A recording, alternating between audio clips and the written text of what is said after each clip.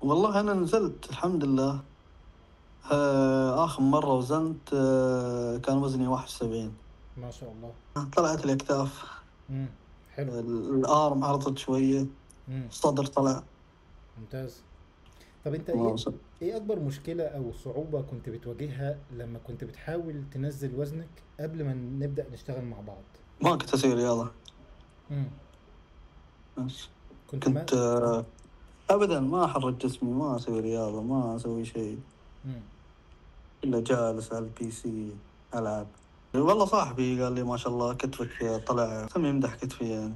لو في واحد من اصحابك قال لك تعرف مثلا مدرب كويس، حد عايز اشتغل معاه عشان انزل وزني او انزل الدهون، شو هتقول له؟ يعني هتقول له اوكي ماشي كوتش عمر، كوتش عادل، بشتغل معاهم، بس كيف هتوصف له الشغل معه؟ بشرح له تجربتي معاه وبقول له يعني شو الأشياء اللي سواها معي، مواصل معاي. امم. بين فترة وفترة يكلمني يعطيني نصايح، أي سؤال أسأله في أي وقت. امم. يعني والله حتى مرات أنا أقول هذا ما ينام. والله العظيم أسأل بعد 5 دقائق يرد، أسأل بعد 5 دقائق يرد. ايه. فهالشيء كان وايد زين، إن أي شيء أي شيء أنا كان عندي أي سؤال أي شيء احتجته على طول يرد علي. ايه. اوكي. حلو، يعني انت تواصل كنت مبسوط بيه. واصل جدا مبسوطين. وانت عموما تجربتك معانا يعني تقدر تقول هي ايجابيه في المجمل ولا سلبيه؟ يعني انت مبسوط فيها ولا سعيد ولا مش مبسوط منها؟ مبسوط صراحة. امم.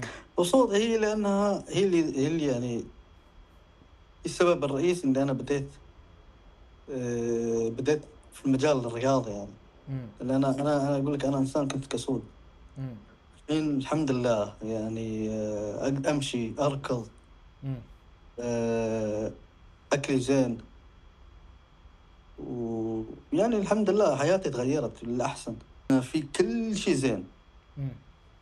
كل شيء موجود. طيب انت شو اكتر 3 شغلات انت تحس ان انت استفدتهم او اتطورت فيهم لما اشتغلت معانا احمد؟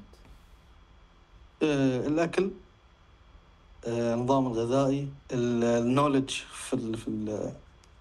في الويت ليفتنج، والنولج في المكملات الغذائية. يعني قبل أنا كنت آكل أي شيء. امم. كنت آكل أي شيء قدامي، متى بس أجوع هالكبر آكل. امم. أما الحين أنا بعد ما دخلت أنا آكل، أنا عرفت الليمت اليومي، أنا كم سعرة لازم آخذ، أنا كم وجبة لازم آكل، شو الوجبات اللي لازم آكلها، لازم أحسب هذا الشيء. امم. تعلمت إن كيف أحسب السعرات الحرارية، شو الأشياء اللي ممنوع أنا أكلها. شو اكتر شغلة انبسطت بيها او عجبتك في البرنامج؟ يعني مثلا هل التطبيق اللي كنا بنستخدمه في التدريب، ولا هل طبيعة النظام الغذائي نفسه، ولا خطة المكملات، ولا اسلوب المتابعة معاك؟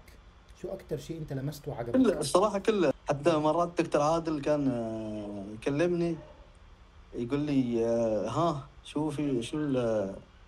ما أشوفك تسوي. قلت له والله إني أتكاسل، خلاص أنا حفظت تمارين بس أنا أسويهم لا تخاف. المكملات كانت جدا زين، أي شيء أبغاه مثلا أطرش الدكتور أستاذ عادل وأوريه هذا المكمل زين ولا مو زين، هو يعطيني هذا زين خذ هذا لا تاخذه.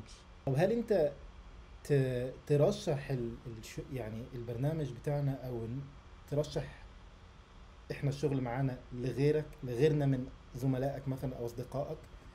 تحس هي ان. أرشح، لأن الواحد اللي لو ما يعرف مم. راح يتثقف كثير في البرنامج هذا. يعني انت حسيت ان انت اتعلمت، مش مجرد طبقت، انت كمان مش بس إن إني تعلمت وايد أشياء. مم. تعلمت عن المكملات، تعلمت على النظام الغذائي، تعلمت تدريب، تعلمت على الحديد، تعلمت أشياء وايدة. لأن كشخص ما عنده أي خلفية في الشيء هذا، مم. أنت الحلو اللي فيكم إنك تبدأون شوي شوي شوي شوي، هذا يسوي كذي، أنت تحتاج كذي، أنت تحتاج. فموضوع التعليم عندكم وايد زين. اوكي. الكونكشن بيني وبينكم. ما كان في تأخير بالرد ابدا، صح؟ سرعة لا، سرعة الاستجابة جدا عالية.